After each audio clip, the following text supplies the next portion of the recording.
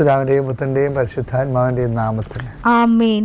അമ്മേ പരിശുദ്ധമേ, അമ്മേ പരിശുദ്ധമേ, ദൈവമാതാവേ, കൃപാസനത്തിലൂടെ ഞങ്ങൾക്കും ഞങ്ങളുടെ ദേശത്തിനും അമ്മ മധ്യസ്ഥം തേടി തന്ന എല്ലാ അനുഗ്രഹങ്ങൾക്കും കൃപകൾക്കും ഞങ്ങളിപ്പോൾ ഹൃദയം നിറഞ്ഞ നന്ദി പറയുന്നു. അമ്മേ പരിശുദ്ധമേ, ദൈവമാതാവേ, 2004 ഡിസംബർ 7 ഉച്ചകഴിഞ്ഞ് 2:30 കൃപാസനത്തിൽ സംഭവിച്ച അമ്മയുടെ പ്രത്യക്ഷപ്പെടലിനെ കുറിച്ച് തിരുസഭയ്ക്ക് സമർപ്പിച്ചിരിക്കുന്ന പഠനരേഖകളുടെ മേൽ സഭാത്മകമായ പഠനം ആരംഭിക്കുവാൻ ഞങ്ങൾ പ്രാർത്ഥിക്കുന്നു. അമ്മേ പരിശുദ്ധമേ, ഭൂസ്വർലോകങ്ങളുടെ രാജ്ഞിയായ അങ്ങയ്ക്ക് ഭൗമ സംരക്ഷണത്തിനായി പ്രപഞ്ചപ്രകൃതിയെ തന്നെ തിരുസഭ പ്രതിഷ്ഠിക്കുവാൻ ഈ പ്രത്യക്ഷീകരണ വഴി ഇടയാക്കണമേ. പരിശുദ്ധമ്മേ, ജപമാല മാതാവേ, സകല കൃപാസനം പ്രാർത്ഥനകളോടും ചേർത്ത് ഞങ്ങളിപ്പോൾ പ്രാർത്ഥിക്കുന്ന ഈ കുടുംബത്തിന്റെ പ്രത്യേക നിയോഗം.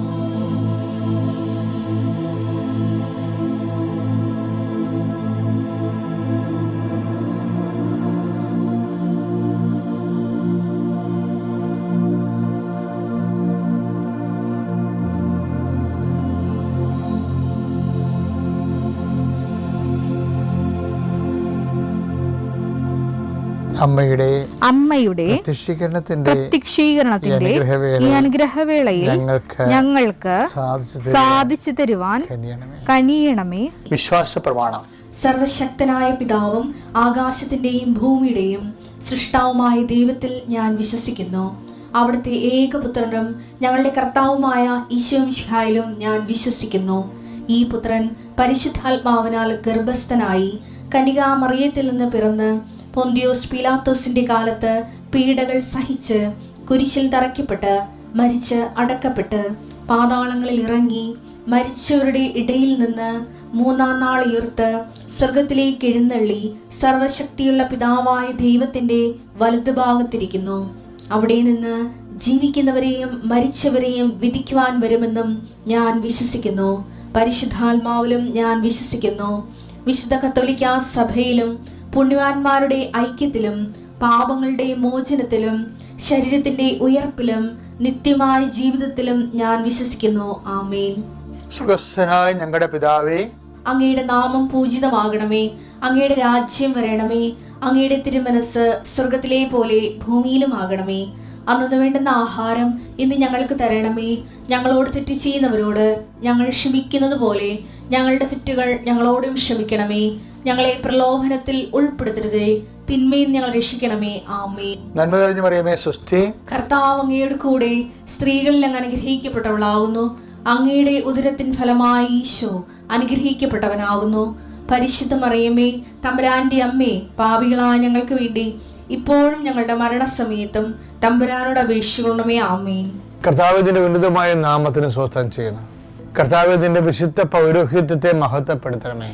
കർത്താവെ, സഭയിലുള്ള സാന്നിധ്യം പ്രകടമാക്കണമേ. എൻ്റെ കർത്താവിന്റെ ഉന്നതമായ നാമത്തിൽ, സഭയുടെ അധികാരത്തിൽ, കുരിശിന്റെ അടയാളത്തിൽ ഞാൻ നിന്നെയും നിന്റെ കുടുംബത്തെയും ആശീർവദിക്കുന്നു. നീ ഇറങ്ങിപ്പോകുന്ന നിന്റെ വീടിന്റെ എല്ലാ വാതായനങ്ങളിലും ഞാൻ കർത്താവിന്റെ നാമത്തിൽ കുരിശാലേഖനം ചെയ്യുന്നു. നീ അനുഗ്രഹിക്കപ്പെട്ടവനാകട്ടെ. നിന്റെ കുടുംബവും കുഞ്ഞുങ്ങളും അനുഗ്രഹിക്കപ്പെടട്ടെ. നീ ഏത് ഭവനത്തിൽ പ്രവേശിച്ചാലും ആ ഭവനത്തിൽ സമാധാനം ആശംസിക്കാൻ പറഞ്ഞ കർത്താവിന്റെ നാമത്തിലെ ഞാൻ ഈ സമയത്ത്, ഈ പ്രഭാതത്തിലെ നിന്റെ കുടുംബത്തിൽ സമാധാനം ആശംസിക്കുന്നു. കർത്താവെ, സമാധാനം ആ മക്കൾ അനുഭവിക്കുവാനും അതിൽ കുടികൊള്ളുവാനും ഇടയാക്കണം പ്രാർത്ഥിക്കുന്നു. എവിടെ പോകുമ്പോഴും കർത്താവ് നിന്റെ വചനത്തിനനുസരിച്ച് ജീവിക്കുവാനും വചനത്തിൽ തെറ്റിപ്പിരിഞ്ഞ് പടല പിരിഞ്ഞു പോകാതിരിക്കാനും കർത്താവെ, അങ്ങ് കെറൂബുകളുടെ സംരക്ഷണം അങ്ങയുടെ മക്കൾക്ക് നൽകണം പ്രാർത്ഥിക്കുന്നു. ഈശോയെ, ഇന്ന് കണ്ടുമുട്ടുന്ന വ്യക്തികൾ നീ ആശീർവദിക്കണമേ.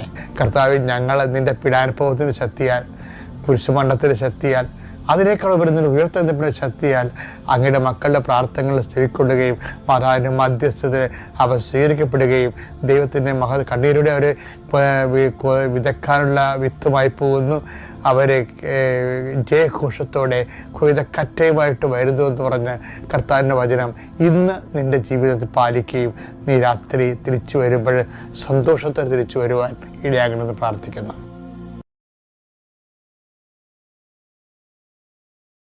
എനിക്ക് ചില സമയത്തെ മോശയേക്കാൾ ഇത്തിരിയോട് ഒരു പടി ചില കാര്യങ്ങൾക്ക് ജോഷുവയാണോ കുറച്ചുകൂടി ചില സാഹചര്യത്തിൽ മെച്ചമെന്ന് എനിക്ക് എപ്പോഴും ഇവർ തമ്മിൽ ഞാൻ തൂക്കി നോക്കിയിട്ടുണ്ട്. നിങ്ങളോർക്കും അച്ഛൻ ഈ ജോഷുവിനെയും മോശസിനെയൊക്കെ പറഞ്ഞു നടക്കുന്നത് എന്തിനാണ്? ജീവിതവുമായിട്ട് അല്ലേ നമ്മൾ എനിക്ക് ജപ്തി നടപടിയാണ്. എൻ്റെ മകള് ഇന്ന് വഴിതെറ്റിയ ഒരു ജീവിതം വേറെ ആൾക്കാരോടെ പോയി ഞങ്ങളുടെ വീട്ടിൽ മരിച്ച പോലെ ഇരിക്കുകയാണ്. അപ്പോൾ രാവിലെ അച്ഛൻ എന്തിനാണ് ജോഷുവിനെ കുറിച്ച് പറഞ്ഞത്, മോശസിനെ കുറിച്ച് പറഞ്ഞത്? നമ്മൾ എന്ത് കഴിച്ച അനുഭവങ്ങളിലൂടെ കടന്നു പോയാലും ഇതിനെ ഹീല് ചെയ്യിക്കുന്നത് ദൈവം തന്നെയാണ്. ഞാൻ എപ്പോഴും ചെയ്യണമെന്ന് വെച്ച് കഴിഞ്ഞാൽ, ഞാൻ എപ്പോഴും മനുഷ്യരാശിയുടെ പ്രശ്നങ്ങൾക്കെല്ലാം ജീവിതത്തിൽ കൊടിയ പ്രശ്നങ്ങളിലെ ദൈവത്തെ മുൻനിർത്തി ദൈവത്തിൻ്റെ കരഗ്രഹിച്ച് ചെയ്ത ആൾക്കാരെ ഞാൻ എപ്പോഴും ശ്രദ്ധിക്കും. അതിലെനിക്ക് ഏറ്റവും ഇഷ്ടം ദാവീദ, അതുപോലെ തന്നെ മോസസ്, പിന്നെ ജോഷുവ, പിന്നെ ഗിദെയോൻ പോലെയുള്ള ന്യായാധിപന്മാർ, പിന്നെ ഏലിയ പോലുള്ള പ്രവാചകന്മാർ, അപ്പോസ്തലന്മാർ. അപ്പോൾ എന്താ അവർ ഈശ്വരൻ നമുക്കങ്ങനെ പെട്ടെന്നങ്ങനെ ഒരു മോഡലാക്കാൻ ഭയങ്കര പാടാണ്. ഭയങ്കര, അതായത് നമ്മൾ ഈ IAS എന്ന് പഠിക്കുന്ന പോലെയൊക്കെയുള്ള സംഭവമാണ്. പക്ഷേ നമ്മൾ അതിലേക്ക് പോകുന്നതിന് മുമ്പുള്ള താഴെയുള്ള ക്ലാസ്സുകളാണ് ഞാൻ ഈ പറഞ്ഞതെല്ലാം. എന്താ ഞാൻ ഉദ്ദേശിച്ചത് എനിക്ക് മനസ്സിലായ? ഇപ്പം ഞാൻ ഓർക്കുകയെ, മോസസ് ആണോ നല്ലത്, ജോഷുവയാണോ? മോസസ് ചില സമയത്ത് പറയാം, മോസസ് അത് പറയേണ്ടിയില്ലായിരുന്നു. എന്താണെന്നറിയാമോ? മോസസ് പറയാൻ പാടില്ലാഞ്ഞിരുന്ന സംഭവം ഉണ്ടായിരുന്നു. ജനങ്ങളുടെ പക്ഷം ചേർന്നുകൊണ്ട് ജനങ്ങൾ ദൈവത്തിനെതിരെ മർദ്ദലിച്ചപ്പോഴും ദൈവം ജനങ്ങളെ ഒന്നടങ്കം നശിപ്പിക്കാൻ തീരുമാനിച്ചു. ദൈവത്തിന് ആവശ്യമില്ലാത്ത ജനങ്ങളെ പിന്നെ ഇവിടെ വെച്ചിട്ടൊരു കാര്യമില്ലല്ലേ. അപ്പോൾ അതുകൊണ്ട് അത് കർക്കശമായിട്ട് അവരെ കാര്യം ഫോർമേറ്റ് ചെയ്യുന്ന സമയമാണ്. നമ്മൾ ദൈവവചനങ്ങളെല്ലാം എല്ലാ കാലങ്ങളിലും നോക്കുമ്പോൾ അത് ജനങ്ങളെ ദൈവം എബ്രാഹത്തിനെ വിളിച്ചു, പിന്നെ എബ്രാഹത്തിലൂടെ ഇസഹാക്കിനെ വിളിച്ചു, ഇസ്ഹാക്കിൽ യാക്കോബിനെ വിളിച്ചു, യാക്കോബിൽ 12 ഗോത്രങ്ങൾ, ആ 12 ഗോത്രം ഈജിപ്തിൻ്റെ അടിമത്തത്തിൽ പോയി അവർക്ക് തിരിച്ചു കൊണ്ടുവന്ന് കൽപ്പന കൊടുത്തു, അവർ ജനതയാക്കി വളർത്തി, അവരിലൂടെ രക്ഷകനെ വാഗ്ദാനം ചെയ്ത് കൊണ്ടുവന്നത് ആ പ്രോസസ് ഓഫ് ഫോർമേഷനാണ്. ഈ പ്രോസസ് ഓഫ് ഫോർമേഷൻ ആയതുകൊണ്ടാണ് ദൈവം ചിലപ്പോൾ വടിതടി ആയുധങ്ങളോടെ നിൽക്കുന്നത്. ചിലപ്പോൾ കൊന്നു കളയാൻ പറയും കൂട്ടത്തോടെ. എന്താ കാര്യം? ഇപ്പോൾ ഒരു താറാവിന് പനി വന്നു കഴിഞ്ഞാൽ, കുട്ടനാട്ടിൽ താറാവ് വളർത്തൽ കണ്ടിട്ടില്ലേ? ഒരു താറാവിൻ്റെ പനി വന്നു കഴിഞ്ഞാൽ അപ്പം തന്നെ താറാവുകാരൻ അതിൻ്റെ പെടലും മുറുക്കി കായലിട്ട് എറിഞ്ഞു കളയും. എന്താ കാര്യം? ബാക്കി എല്ലാത്തിനും പനി വരും. അതുപോലെ തന്നെ മോസസിൻ്റെ കാലത്താണ് ഇത്രയും കഷ്ടപ്പെട്ട് ഇവിടെ സീനായി കൊണ്ടുവന്നു കഴിഞ്ഞപ്പോഴാണ് ഇവർ ഈജിപ്തിൽ നിന്ന് കൊണ്ടുവന്നത് ദൈവമല്ല, അത് അവിടുത്തെ ദേവന്മാരാണെന്ന് പറഞ്ഞുകൊണ്ട് വിഗ്രഹം ഉണ്ടാക്കിയത്. അപ്പോൾ അതിനെല്ലാം നശിപ്പിക്കാൻ വേണ്ടി ദൈവം തീരുമാനിക്കുമ്പോൾ മോശം ഇടയ്ക്ക് വീഴും. എന്താ പറയണമെന്ന് നോക്കിയേ, 32 എടുത്തേ പുറപ്പാട്. അവിടുന്ന് കനിഞ്ഞ് അവരുടെ പാപം ക്ഷമിക്കണം, അല്ലെങ്കിൽ അവിടുന്ന് എഴുതിയിട്ടുള്ള പുസ്തകത്തിൽ നിന്ന് എന്റെ പേര് മായ്ച്ചു കളഞ്ഞാലും നമുക്കറിയാമല്ലോ, ഈ ആധ്യാത്മിക ജീവിതത്തിന്റെ ദൈവത്തിൽ എത്തിച്ചേരുന്നതിന്റെ മനുഷ്യന്റെ അൾട്ടിമേറ്റ് എയിം എന്താണ്? വചനം അവസാനിക്കുമ്പോൾ എന്താ പറയണത്? വെളിപാട് 20 എടുത്തേ. ജീവന്റെ ഗ്രന്ഥത്തിൽ പേരെഴുതപ്പെടാത്തവരെല്ലാം അഗ്നി തടാകത്തിലേക്ക് എറിയപ്പെട്ടു. അപ്പൊ നമ്മുടെ ഉദ്ദേശം എന്താ? ജീവിക്കാൻ കർത്താവിന്റെ പുസ്തകത്തിലെ ജീവന്റെ പുസ്തകത്തിൽ നമ്മുടെ പേര് വേണമെന്നാണ്. ഇപ്പൊ മോസസ് ഇപ്പൊ ജനങ്ങളെ കണ്ടപ്പോൾ ദൈവത്തിനെ പോലും വേണ്ടാത്ത കണ്ടീഷനായി. ജനങ്ങളുടെ കാര്യം വന്നപ്പോൾ ജനങ്ങളുടെ പാപം പൊറുക്കാൻ വേണ്ടി പുറത്തില്ലെങ്കിൽ അങ്ങയുടെ പേര് ജീവൻ്റെ പുസ്തകം എഴുതി കളയാൻ വേണ്ടി ശരിക്കും പറഞ്ഞാൽ ദൈവത്തോടെ അങ്ങേർക്ക് പറയാൻ പറ്റാത്തൊരു കാര്യമായിരുന്നു. അപ്പോൾ ദൈവത്തിന് 2ാം സ്ഥാനം കൊടുത്ത് ഇത്രയും കഷ്ടപ്പെട്ട് ജനങ്ങൾക്കേക്കാൾ പ്രാധാന്യം, ജനങ്ങൾക്ക് അതും പാപം ചെയ്ത് ജനങ്ങൾക്ക് അമിത പ്രാധാന്യം വരണില്ലേ? പക്ഷേ ജോഷുവ ഈ കാര്യത്തിൽ യാതൊരു കോംപ്രമൈസും ഇല്ലാത്ത ആളാണ്. ജോഷുവ വാഗ്ദാനം, അതുകൊണ്ട് ഈ വാഗ്ദാന നാട്ടിലേക്കുള്ള ആ വഴി അവിടെ വെച്ച് അവസാനിക്കുകയാണ്. പിന്നെ ഉടനെ ബാറ്റൺ ജോഷുവനെ ഏൽപ്പിക്കുകയാണ്. ജോഷുവയ്ക്കാണെങ്കിൽ പ്രാർത്ഥനാപരവും കിട്ടി. എന്താ കാര്യം? മോസസ് ഇത് പറഞ്ഞതിന് ശേഷം ഞാൻ ചില സമയത്ത് ഓർക്കുകയും മോസസിൻ്റെ പ്രാർത്ഥനാപരം കുറഞ്ഞ് കാണുക.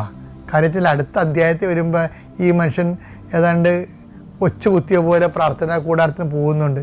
ഇപ്പൊ 30-11 വരുമ്പോ വായിച്ചു നോക്കിയേ. സ്നേഹിതനോടെന്ന പോലെ കർത്താവ് മോശയോട് മുഖാഭിമുഖം സംസാരിച്ചിരുന്നു. അതെ അതെന്റെ ട്രഡീഷണൽ ആയിട്ടുള്ളതാണ്. അതിനുശേഷം മോശ പാളയത്തിലേക്ക് മടങ്ങിപ്പോകും. എന്നാൽ അതെ മടങ്ങിപ്പോകും. അവിടെ വെച്ചാൽ ബൈബിൾ തീരേണ്ടതാണ്, പക്ഷെ ബൈബിൾ തീർക്കണില്ല. എന്താ കാര്യം? ക്യാമറ വേറെ ആളുടെ മുഖത്തേക്ക് മാറ്റുകയാണ്. ഇപ്പം ഇവിടെ വെച്ചാണ് ചേഞ്ചിങ് വരണത്. എന്താണ്? എന്നാൽ അവന്റെ സേവകനും സേവകൻ കണ്ടില്ലേ, അവന്റെ സേവകനും നൂനിന്റെ പുത്രനുമായ ജോഷുവ, ദേവന് 8ന്റെ പണി എന്താണ്? നൂനിന്റെ പുത്രനുമായ ജോഷുവ എന്ന യുവാവ് കൂടാരത്തെ വിട്ടുപോയിരുന്നില്ല. കൂടാരത്തെ വിട്ടുപോകുന്നില്ല. ഇതാണ് പണിയായത്. എന്താണ്? കൂടാരത്തെ വിട്ടുപോയിട്ടും മോസസ് വിട്ടുപോയിട്ടും വിട്ടുപോകാത്ത ഒരുത്തൻ അവിടെ ഇരിപ്പുണ്ട്. അവനായിരിക്കും വാഗ്ദാനം നാട്ടിപ്പോണെന്ന് നോക്കും. ദൈവം ബാറ്റൺ അവൻ്റെ കൈ കൊടുക്കും. എന്നിട്ട് ജനങ്ങൾക്കല്ല, അവന് ജനമല്ല പ്രാധാന്യം, അവന് അവൻ്റെ ദൈവമാണ് പ്രാധാന്യം. അവൻ വാഗ്ദാനം നാട്ടി ചന്തലിൻ്റെ മനുഷ്യൻ കാല് കുത്തിയ പോലെ ജോഷുവ വാഗ്ദാനം നാട്ടി കാല് കുത്തിയിട്ട് പറഞ്ഞ വാക്കുണ്ട്. എന്താണെന്നറിയാവോ? കേട്ടോ, ജോഷുവയുടെ പുസ്തകം 24:15. കർത്താവിനെ സേവിക്കുന്നതിന്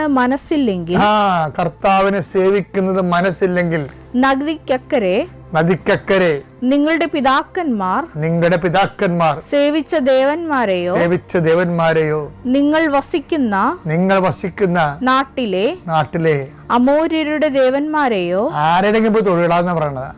അമോര്യരുടെ ദേവന്മാരെയോ ആരെയാണ് സേവിക്കണമെന്ന് വെച്ചാൽ ഇന്ന് തന്നെ തീരുമാനിക്കും.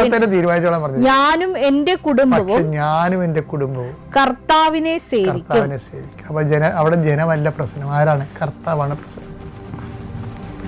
ജനമല്ല പ്രശ്നം. മോസസിന് ജനം പ്രശ്നമായിരുന്നു.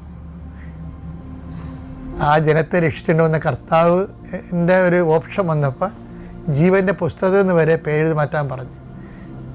അപ്പം കർത്താവല്ല പ്രശ്നം, ജനമാണ് പ്രശ്നം. ഇവിടെ എന്താ പറയണം?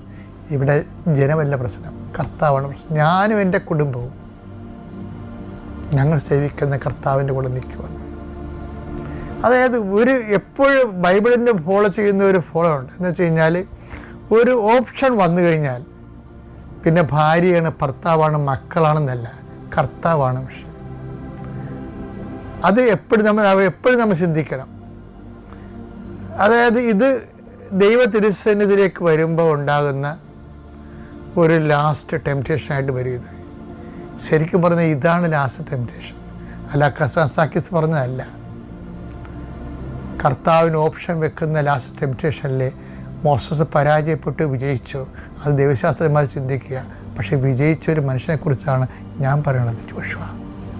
ഒരു ജോഷുവയിലേക്കുള്ള യാത്ര, അതാണ് വാഗ്ദാന നാട്ടിലെത്താനുള്ളൊരു വഴി. കർത്താവിൻ്റെ എല്ലാ വാഗ്ദാനങ്ങളും പ്രാപിക്കുന്നതിന് ഉടമ്പടി ഇതുപോലെ ലാസ്റ്റ് നിമിഷം വരുമ്പോൾ ലോകത്തെക്കാളും മനുഷ്യരെക്കാളും കർത്താവിൻ്റെ പക്ഷം ചേരാൻ കർത്താവ് നിനക്ക് ശക്തി തരട്ടെ. അത്യപൂർവ ദൈവാനുഭവങ്ങൾ ഇനി നിങ്ങൾക്കും സ്വന്തം. ഈ യൂട്യൂബ് ചാനൽ ഇതുവരെ സബ്സ്ക്രൈബ് ചെയ്തിട്ടില്ലെങ്കിൽ ഇപ്പോൾ തന്നെ സബ്സ്ക്രൈബ് ചെയ്യുക.